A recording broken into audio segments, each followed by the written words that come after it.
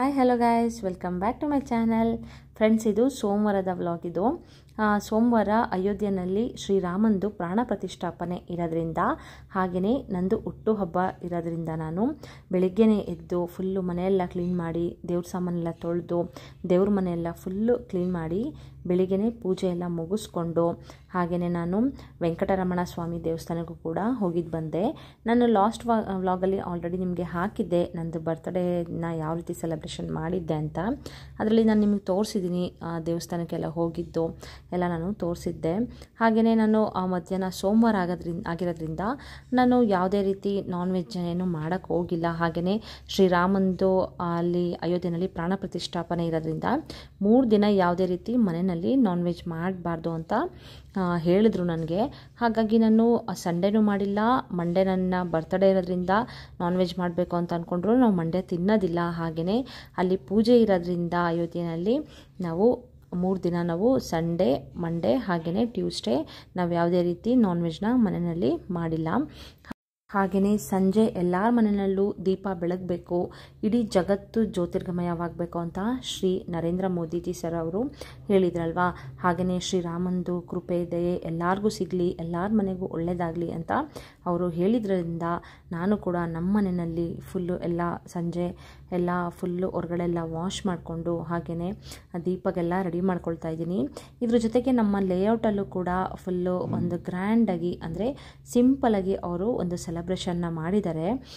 ಅಲ್ಲೂ ಕೂಡ ಎಲ್ಲ ಹೋಗ್ಬಿಟ್ಟು ಫುಲ್ಲು ದೇವರಿಗೆಲ್ಲ ಪೂಜೆ ಮಾಡಿ, ಹಾಗೆಯೇ ದೀಪ ಎಲ್ಲ ಬೆಳಗಿ ದೇವರಿಗೆ ಈ ಥರ ಮಾಡಬೇಕು ಅಂತ ಅವರು ಕೂಡ ಹೇಳಿದರು. ಸೊ ಹಾಗಾಗಿ ನಾನು ಮನೆಯಲ್ಲೂ ಕೂಡ ಪೂಜೆನ ರೆಡಿ ಮಾಡ್ಕೊಳ್ತಾ ಇದ್ದೀನಿ.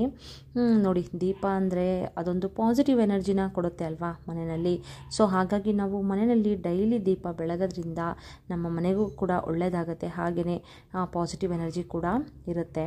ನೋಡಿ, ನಾನು ಎಲ್ಲ ಫುಲ್ಲು ದೀಪ ಹಚ್ತಾ ಇದ್ದೀನಿ. ನನ್ನ ಮಗ ಅಂತೂ ಈವ್ನಿಂಗಿಂದನೂ ಅಷ್ಟೇ ಅವನು ಏನಿದು ಏನೇನೋ ಮಾಡ್ತಿದ್ರಲ್ಲ ಅಂತ ನೋಡ್ತಿದ್ದಾನೆ ಅವನು. ಅಂದರೆ ದೀಪಾವಳಿ ಟೈಮಲ್ಲೆಲ್ಲ ದೀಪ ಹಚ್ತಾ ಇದ್ವಿ. ಸೊ ಈಗ ಹಚ್ಬೇಕಾದ್ರೆ ಏನಕ್ಕೆ ಈ ಥರ ಎಲ್ಲ ಹಚ್ತಿದೆ ಅಂತ ಅವನು ನೋಡ್ತಿದ್ದಾನೆ. ಅದು ಅವನಿಗೆ ದೇವ್ರ ಪೂಜೆ ಮಾಡೋದು ಅದೆಲ್ಲ ತುಂಬಾ ಇಷ್ಟ. ಈ ಥರ ದೀಪ ಹಚ್ತಾ ಇದ್ದರೆ ಬಂದು ಗಂಧದ ಕಡಿನ ತೊಗೊಂಡು ನಾನು ಮಾಡ್ತೀನಿ ಅಂತ ಬರೋದು, ಈ ಥರ ಎಲ್ಲ ಮಾಡ್ತಾನೆ ಅವನು. ಏನೋ ಒಂಥರ ತುಂಬ ಖುಷಿ ಅಂತ ಅನಿಸುತ್ತೆ ನಮಗೆ. ಈಗಿನ ಮಕ್ಕಳು ಕೂಡ ನಾವು ಏನಂತ ಅಂದರೆ ಫ್ರೆಂಡ್ಸ್, ನಾವು ಮನೆಯಲ್ಲಿ ನಮ್ಮ ಮಕ್ಕಳಿಗೆ ನಾವು ಏನು ಹೇಳ್ಕೊಡ್ತೀವಿ ಅದನ್ನೇ ನೋಡಿ, ಆ್ಯಂಡ್ ನಾವು ಏನು ಮಾಡ್ತೀವಿ ಅದನ್ನೇ ನೋಡಿ ಅವರು ಕಲಿಯೋದು. ಹಾಗಾಗಿ ನಾವು ಒಳ್ಳೆಯದನ್ನೇ ಅವ್ರ ಮುಂದೆ ನಾವು ಒಳ್ಳೆಯದನ್ನೇ ಮಾಡಬೇಕು. ಹಾಗೆಯೇ ಒಳ್ಳೊಳ್ಳೆಯದನ್ನೇ ನಾವು ಅವ್ರಿಗೆ ಹೇಳಿಕೊಟ್ರೆ ಎಲ್ಲನೂ ಕೂಡ ಅವರು ಕಲ್ತ್ಕೊಳ್ತಾರೆ. ನೋಡಿ, ನಾನು ಕೂಡ ಮನೆ ಬಾಗಿಲಿಗೆಲ್ಲ ಫುಲ್ಲು ದೀಪ ಹಚ್ಬಿಟ್ಟು ಈಗ ಅಲ್ಲಿ ಅಂದರೆ ಲೇಔಟಲ್ಲಿ ಸೆಲೆಬ್ರೇಷನ್ ಮಾಡ್ತಿದ್ದಾರಲ್ಲ ಅಲ್ಲಿಗೆ ಇವಾಗ ದೀಪನೆಲ್ಲ ತೊಗೊಂಡು ಅಲ್ಲಿಗೂ ಹೋಗಬೇಕು. ಹಾಗೆಯೇ ಫ್ರೆಂಡ್ಸ್, ತುಂಬಾ ಖುಷಿ ಆಗ್ತಿದೆ. ಪ್ರತಿ ವರ್ಷವೂ ನಾನು ತುಂಬ ಅಂದರೆ ಬರ್ಡೇ ಅಂದರೆ ತುಂಬಾ ಖುಷಿ ಆಗ್ತಾಯಿತ್ತು. ಅದ್ರ ಜೊತೆಗೆ ತುಂಬ ಬೇಜಾರು ಕೂಡ ಇರ್ತಾಯಿತ್ತು. ಏನಕ್ಕೆ ಏನು ಅಂತ ನಾನು ನನ್ನ ಬರ್ಡೇ ವ್ಲಾಗಲ್ಲಿ ಹೇಳಿದ್ದೀನಿ.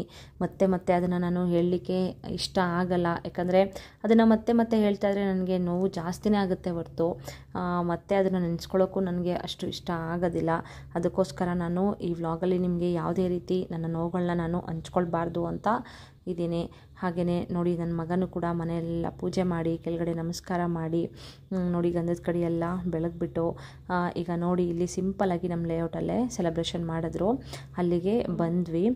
ಫ್ರೆಂಡ್ಸ್, ಇನ್ನೊಂದು ಏನು ಹೇಳಬೇಕು ಅಂತಂದರೆ, ಇವತ್ತು ತುಂಬಾ ಬೇಜಾರ ಜೊತೆಗೆ ತುಂಬ ಖುಷಿ ಕೂಡ ಆಗ್ತಾಯಿದೆ. ಏನಕ್ಕೆ ಅಂತ ಅಂದರೆ, ಇಂಥ ಒಳ್ಳೆ ದಿನ ನನ್ನ ಬರ್ಡೇ ಬಂದಿದೆಯಲ್ಲ ಇಷ್ಟು ವರ್ಷದಲ್ಲಿ ಫಸ್ಟ್ ಟೈಮು ಈ ಥರ ತುಂಬ ಒಳ್ಳೆ ದಿನ, ಅಂದರೆ ಅಯೋಧ್ಯೆಯಲ್ಲಿ ಶ್ರೀರಾಮನ ಪ್ರಾಣ ಪ್ರತಿಷ್ಠಾಪನೆ ಆಗ ದಿನವೇ ನನ್ನ ಬರ್ಡೇ ಬಂದಿದೆಯಲ್ಲ ಅಂತ ತುಂಬಾ ಖುಷಿ ಆಯಿತು ನನಗೆ. ಹಾಗೆಯೇ ನನ್ನ ಫ್ರೆಂಡ್ಸು ಅವರು ಕೂಡ ಅಷ್ಟೇ, ಎಷ್ಟು ಒಳ್ಳೆ ದಿನ ಬಂದಿದೆಯಲ್ವ ನಿನ್ನ ಬರ್ಡೇ, ತುಂಬ ಒಳ್ಳೆಯದಾಗತ್ತೆ ಬಿಡು ನಿನಗೆ ಅಂತ ಹೇಳ್ತಾಯಿದ್ರು ಎಲ್ಲರೂ. ಹಾಗಾಗಿ ಏನೋ ಒಂಥರ ಖುಷಿ ಸಂತೋಷ ಆ ಥರ ಎಲ್ಲ ಜಾಸ್ತಿನೇ ಇತ್ತು ಅಂತ ಹೇಳಬಹುದು. ಹಾಗೆ ನೋಡಿ, ಇಲ್ಲೆಲ್ಲ ಫುಲ್ಲು ಎಲ್ಲರೂ ದೀಪ ಎಲ್ಲ ಬೆಳಗಲಿಕ್ಕೆ ದೀಪ ಎಲ್ಲ ತೊಗೊಂಡು ಬಂದಿದ್ದಾರೆ.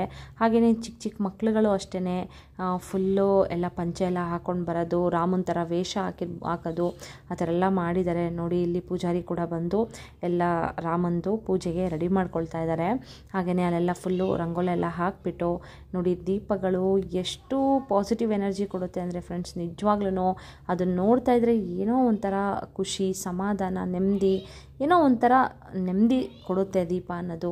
ಸೊ ಹಾಗಾಗಿ ಮನೆಯಲ್ಲಿ ದೊಡ್ಡವರು ಆಗಿನ ಕಾಲದವ್ರು ಹೇಳ್ತಾರಲ್ಲ, ಡೈಲಿ ಮನೆಯಲ್ಲಿ ದೀಪ ನೀವು ಹಚ್ಚೋದಷ್ಟು ನಿಜವಾಗ್ಲೂ ಅದು ತುಂಬಾ ನೆಮ್ಮದಿ ಕೂಡ ಕೊಡುತ್ತೆ. ಹಾಗೆಯೇ ಮನೆಯಲ್ಲಿ ಪಾಸಿಟಿವ್ ಎನರ್ಜಿ ಕೂಡ ಜಾಸ್ತಿ ಆಗುತ್ತೆ ಅಂತ ನಮ್ಮ ಆಗಿನ ಕಾಲದವರು ಅಂದರೆ ನಮ್ಮ ಅಜ್ಜಿ ಅವರೆಲ್ಲ ಹಾಗೆ ಹೇಳ್ತಾಯಿದ್ರು ನೋಡಿ. ಪ್ರತಿಯೊಬ್ಬರು ಕೂಡ ಎಲ್ಲರೂ ರೆಡಿಯಾಗಿ ಬಂದು ಈ ಥರ ದೀಪ ಹಚ್ತಾ ಇದ್ದಾರೆ. ನನಗೆ ಈ ಥರ ಸ್ಯಾರಿ ಎಲ್ಲ ಹಾಕ್ಕೊಳ್ಳಿಕ್ಕೆ ತುಂಬ ಇಷ್ಟ, ಬಟ್ ಆವಾಗ ನನಗೆ ಟೈಮ್ ಇರಲಿಲ್ಲ ಸ್ಯಾರಿ ಎಲ್ಲ ಹಾಕೊಳ್ಳುವಷ್ಟು. ಯಾಕಂದರೆ ಆವಾಗ ತಾನೇ ನಂದು ಬರ್ಡೇ ಕೇಕ್ ಎಲ್ಲ ಕಟ್ ಮಾಡಿಬಿಟ್ಟು ನಾನು ಈ ಥರ ಪೂಜೆಗೆ ಬಂದಿದ್ದು. ಹಾಗಾಗಿ ನಾನು ಅದೇ ಡ್ರೆಸ್ನ ಹಾಕ್ಕೊಂಡು ಬಂದೆ. ನನ್ನ ಮಗ ಕೆಳಗಡೆ ಬಿಟ್ಟರೆ ಸಾಕು ಅಂತ ಕಾಯ್ತಾ ಇದ್ದಾನೆ. ನಾವು ಅವನ್ನ ಬಿಡ್ತಾಯಿಲ್ಲ, ಯಾಕಂದರೆ ಎಲ್ಲ ಸ್ವಲ್ಪ ಕಲ್ಲು ಎಲ್ಲ ಇದೆ ಅಲ್ವಾ, ಸ್ಲಿಪ್ಪರೆಲ್ಲ ಯೂಸ್ ಮಾಡೋಂಗಿಲ್ಲ ಇಲ್ಲಿ. ಹಾಗಾಗಿ ಕೆಳಗಡೆ ಎಲ್ಲ ಬಿಡ್ತಾಯಿಲ್ಲ ಅವನ್ನ. ನೋಡಿ ಎಷ್ಟು ಜನ ಅಂದರೆ ಈ ಥರ ಎಲ್ಲ ಫುಲ್ಲು ದೀಪ ಎಲ್ಲ ಒಬ್ಬೊಬ್ಬರು ಮನೆಯಲ್ಲೂ ಕೂಡ ದೀಪನೆಲ್ಲ ತಂದು ದೇವರಿಗೆ ಈ ಥರ ಮಾಡ್ತಾಯಿದ್ರೆ ಏನೋ ಒಂಥರ ಖುಷಿ ಕೊಡುತ್ತೆ. ಆ್ಯಕ್ಚುಲಿ ಹೇಳ್ಬೇಕಂದ್ರೆ ಈ ಥರ ಸಿಟಿನಲ್ಲಿ ಯಾರು ಕೂಡ ಅಷ್ಟೊಂದು ಪೂಜೆ ಅದೆಲ್ಲ ಯಾರೂ ತಲೆ ಕೆಡಿಸ್ಕೊಳ್ಳೋದಿಲ್ಲ. ಅದೇ ಹಳ್ಳಿನಲ್ಲಾದರೆ ಫುಲ್ಲು ಎಲ್ಲ ಸಾಂಗ್ ಎಲ್ಲ ಹಾಕಿ ತುಂಬ ಚೆನ್ನಾಗಿ ಗ್ರ್ಯಾಂಡಾಗಿ ಸೆಲೆಬ್ರೇಟ್ ಮಾಡ್ತಾರೆ. ಬಟ್ ಏನಂದರೆ ಈ ಸಿಟಿನಲ್ಲಿ ಅಷ್ಟೊಂದು ಜನ ಯಾರೂ ಹೊರಗಡೆಗೂ ಬರಲ್ಲ. ಮತ್ತು ಇಲ್ಲಿ ಕೂಡ ಜಾಸ್ತಿ ಯಾರೂ ಅಷ್ಟೊಂದು ಪೂಜೆಗೆಲ್ಲ ತಲೆ ಕೆಡಿಸ್ಕೊಳ್ಳೋದಿಲ್ಲ. ಹಾಗೆಯೇ ನನಗೆ ಗೊತ್ತಿರೋರು ಕೂಡ ಬಂದು ಇವತ್ತು ನನ್ನ ಬರ್ಡೇ ಅಂತ ಅಲ್ಲಿ ವಿಶ್ ಮಾಡಿದ್ರು. ತುಂಬ ಖುಷಿಯಾಯಿತು. ಹಾಗೆಯೇ ಫ್ರೆಂಡ್ಸ್, ಇನ್ನೊಂದು ಏನಪ್ಪ ಅಂತಂದರೆ, ಶ್ರೀರಾಮಂದು ನಾವು ಜಪನ ಮಾಡಿದ್ರೆ, ನನ್ನ ಫ್ರೆಂಡ್ಸ್ಗಳು ಕೂಡ ಅಷ್ಟೇ, ನಾವು ಓದೋ ಟೈಮಲ್ಲಿ ಶ್ರೀರಾಮಂದು ಬುಕ್ ಬರೆಯೋದಾಗಿರ್ಬೋದು ಆ ಥರ ಎಲ್ಲ ಮಾಡ್ತಾಯಿದ್ರು. ತುಂಬ ಒಳ್ಳೆಯದಾಗುತ್ತೆ ಈ ಥರ ಶ್ರೀರಾಮನ ಅಂದರೆ ಡೈಲಿ ಬರಿಬೇಕಾ ನನಗೂ ಅದು ಗೊತ್ತಿಲ್ಲ ಅಷ್ಟು. ಯಾಕಂದರೆ ಗೊತ್ತಿಲ್ಲದೆ ಇರೋದನ್ನು ನಾವು ಹೇಳಲಿಕ್ಕೆ ಆಗಲ್ಲ ಅಲ್ವಾ, ಗೊತ್ತಿರೋದ ಮಾತ್ರ ನಾವು ತಿಳಿಸ್ಕೊಡ್ಬೇಕಷ್ಟೇ. ಹಾಗಾಗಿ ನನಗೂ ಅಷ್ಟೊಂದು ಅದೆಲ್ಲ ಗೊತ್ತಿಲ್ಲ. ಆದರೆ ನನಗೆ ಗೊತ್ತಿರೋದೇನೆಂದರೆ, ಶ್ರೀರಾಮ ಅಂತ ಅಂದರೆ ಶ್ರೀ ಅಂದರೆ ಶಕ್ತಿ ಅಂತ, ಓಕೆನಾ, ಅಥವಾ ಸೀತಾದೇವಿ ಅಂತ ಅರ್ಥ ಬರುತ್ತೆ. ಇನ್ನು ರಾ ಅಂತ ಅಂದರೆ ನಮ್ಮ ಕರ್ಮವನ್ನು ಅದು ಸುಡುವ ಬೆಂಕಿ ಅಂತ ರಾ ಅಂತ ಅಂದರೆ. ಮತ್ತು ಮಾ ಅಂದರೆ ನೀರು ಅಂತ ಹೇಳ್ತಾರೆ. ಇನ್ನು ಜಯ ಅಂತ ಅಂದರೆ ಆತ್ಮದ ಜಯ ಅಂತ ಹೇಳ್ತಾರೆ. ಶ್ರೀರಾಮ ಜಯ ರಾಮ ಅಂತ ಎಲ್ಲರೂ ಪಠಿಸ್ತಾರಲ್ವಾ. ಇದ್ರ ಅರ್ಥ ನನಗೆ ಗೊತ್ತಿತ್ತು, ಅದನ್ನು ಮಾತ್ರ ನಾನು ನಿಮ್ಮ ಜೊತೆ ಶೇರ್ ಮಾಡ್ತಾಯಿದ್ದೀನಿ ಅಷ್ಟೇ. ನೋಡಿ, ಒಬ್ಬೊಬ್ಬರು ಕೂಡ ದೀಪ ಇಟ್ಕೊಂಡು ಇಲ್ಲಿ ಎಷ್ಟು ಚೆನ್ನಾಗಿ ಕುಳಿತುಕೊಂಡು ದೇವ್ರನ್ನೆಲ್ಲ ಕೈ ಮುಗಿತಾಯಿದ್ರು ಅಂದರೆ ತುಂಬ ಖುಷಿಯಾಗುತ್ತೆ. ಪೂಜೆಗೆ ಕೂಡ ಎಲ್ಲ ರೆಡಿ ಮಾಡಿ ಪೂಜೆ ಕೂಡ ಸ್ಟಾರ್ಟ್ ಆಯಿತು. ಹಾಗೆಯೇ ಫ್ರೆಂಡ್ಸ್, ಪೂಜೆ ಎಲ್ಲ ಮುಗಿಸ್ಕೊಂಡು ಹೋಗೋ ಅಷ್ಟರಲ್ಲಿ ತುಂಬ ಲೇಟ್ ಆಯಿತು. ಪಾಪ ಕೂಡ ತುಂಬ ಹಠ ಮಾಡ್ತಾಯಿದ್ದ. ಹಾಗೆ ಅದಕ್ಕೆ ನಾನು ಮನೆಗೆ ಪೂಜೆ ಎಲ್ಲ ಮುಗಿಸ್ಕೊಂಡು ಬೇಗ ಹೊರಟ್ವಿ. ವಿಡಿಯೋ ನೆಕ್ಸ್ಟು ಅಲ್ಲಿ ಫುಲ್ಲು ಅಂದರೆ ಪ್ರಸಾದ ಎಲ್ಲ ಕೊಡೋದು ನಾನು ಕ್ಲಿಪ್ನ ತೊಗೊಳಕ್ಕಾಗಲಿಲ್ಲ. ಪಾಪು ತುಂಬ ಹಠ ಮಾಡ್ತಾಯಿದ್ದ. ಹಾಗಾಗಿ ನಾನು ಎಷ್ಟಾಗುತ್ತೋ ಅಷ್ಟು ಕ್ಲಿಪ್ಸ್ನ ತೊಗೊಂಡೆ. ಹಾಗೆಯೇ ಫ್ರೆಂಡ್ಸ್, ಈ ವರ್ಷದ ಬರ್ಡೇ ಅಂತೂ ನಾನು ನನ್ನ ಲೈಫಲ್ಲಿ ಮರಿಲಿಕ್ಕಾಗಲ್ಲ ಅಂತಲೇ ಹೇಳಬಹುದು. ಬಿಕಾಸ್ ಈ ಥರ ಅಯೋಧ್ಯೆಯಲ್ಲಿ ಶ್ರೀರಾಮ ಪ್ರತಿಷ್ಠಾಪನೆ ಇರೋದ್ರಿಂದ ಏನೋ ಒಂಥರ ನನ್ನ ಬರ್ಡೇ ದಿನವೇ ಬಂದಿದೆ ಅಂತ ತುಂಬ ಖುಷಿ ಆಗುತ್ತೆ. ಹಾಗೆಯೇ ನೋಡಿದ್ರಲ್ಲ ಫ್ರೆಂಡ್ಸ್, ನಮ್ಮ ಲೇಔಟಲ್ಲೂ ಕೂಡ ಈ ಥರ ಸಿಂಪಲ್ಲಾಗಿ ರಾಮಂದು ಪೂಜೆನ ಮುಗಿಸಿದ್ವಿ. ಈ ವಿಡಿಯೋ ನಿಮಗೆ ಇಷ್ಟ ಆಗಿದರೆ ದಯವಿಟ್ಟು ಒಂದು ಲೈಕ್ ಕೊಡೋದನ್ನ ಮರಿಬೇಡಿ. ಹಾಗೆಯೇ ನನ್ನ ಚಾನಲ್ಗೆ ಯಾರ್ಯಾರು ಸಬ್ಸ್ಕ್ರೈಬ್ ಮಾಡ್ಕೊಂಡಿಲ್ಲ ದಯವಿಟ್ಟು ಸಬ್ಸ್ಕ್ರೈಬ್ ಮಾಡ್ಕೊಂಡು ಸಪೋರ್ಟ್ ಮಾಡಿ, ಕಮೆಂಟ್ ಮಾಡಿ. ಹಾಗೆಯೇ ಫ್ರೆಂಡ್ಸ್, ದೇವರು ಶ್ರೀರಾಮ ಎಲ್ಲರಿಗೂ ಒಳ್ಳೇದು ಮಾಡಲಿ. ನೀವೇನೇನು ಕೇಳ್ಕೊಳ್ತೀರಾ ಎಲ್ಲ ನಿಮಗೆ ಸಿಗಲಿ.